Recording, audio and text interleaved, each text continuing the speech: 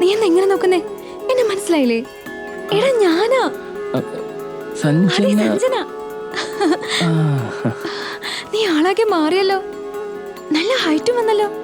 ഞാൻ ക്യാമ്പിലായിരുന്നു ഹൈദരാബാദിൽ. നീ വന്നെന്നറിഞ്ഞപ്പോ ഞാൻ നേരെ ഇങ്ങോട്ട് വന്നു. അല്ല, നിനക്കെന്താ അസുഖാന്ന് കേട്ടു?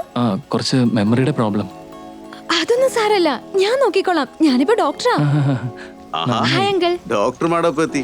രാവിലെ എത്തി. ഇവിടെ നിന്നെ മനസ്സിലായോ? ഇല്ല അങ്കിൾ, അവൻ എന്നെ മറന്നു. നീ വൈകുന്നേരം വരുമെന്ന് പറഞ്ഞിട്ട്? എനിക്ക് മോർണിംഗ് ഫ്ലൈറ്റ് കിട്ടിയച്ചാ. വരൂ.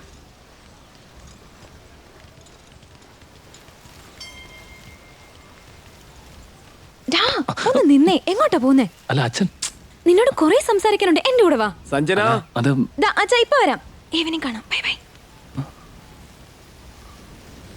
2 കുരിശുള്ളെന്നാ ഞാൻ ഓർത്തെ.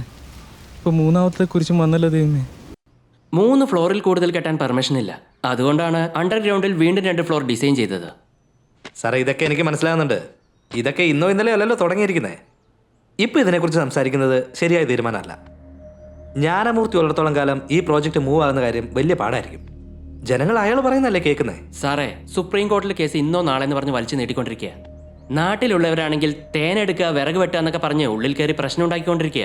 കുടിയേറ്റക്കാരാണ്, അത് അവരുടെ അവകാശമാണ്, അങ്ങനെ എങ്ങനെയെന്നൊക്കെ പറഞ്ഞ് നാളെ കേസ് അവർക്ക് അനുകൂലമായ നമ്മൾ എന്ത് ചെയ്യും? അതുകൊണ്ടാണ് ഞാൻ നിങ്ങളോട് പറയുന്നത് തിരക്ക് കൂട്ടാതെന്ന്. അടുത്ത ഇലക്ഷന് നമ്മളെ ജയിക്കുള്ളൂ. ഇലക്ഷൻ കഴിയട്ടെ, ഒരു പ്രശ്നമില്ലാതെ ഞാൻ ശരിയാക്കി തരാം. ചേട്ടാ, ജ്ഞാനമൂർത്തിയുടെ മകൻ ശരവണൻ തിരിച്ചു വന്നു. ശരവണൻ വന്നെന്നോ? അതെ ചേട്ടാ.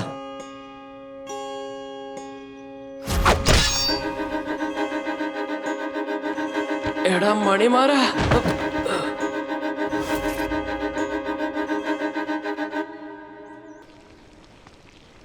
എടാ എന്താ പരിപാടി? ഒന്നുമില്ല. അകത്തേക്ക് വാ.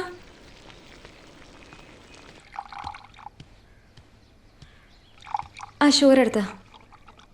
ഇതിനാണ് എന്നെ വിളിച്ചത്? വേറെ പണിയൊന്നുമില്ലല്ലോ, എടുത്തതാ. അത് ഉപ്പാ. ഈ വീട്ടിലെ ഓരോരുത്തർക്കും ഓരോ തരം ചായ.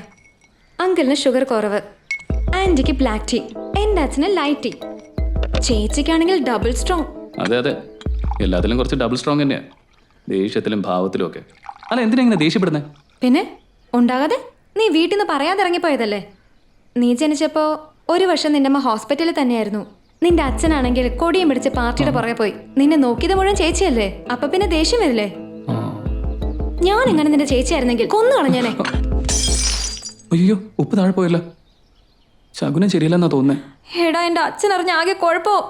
അല്ലെങ്കിൽ തന്നെ എപ്പോഴും വഴക്ക് ഞാൻ ചായ എടുത്തോണ്ട് പോട്ടെ. ശരി ശരി, വേഗം എടുത്തോണ്ട് പോ. ഞാനിവിടെ ക്ലീൻ ആക്കാം. ഇതെങ്ങനെ വീണെന്നൊരു പിടിയില്ലല്ലോ. ഒരു പ്രശ്നം ഉണ്ടാവരുതേ.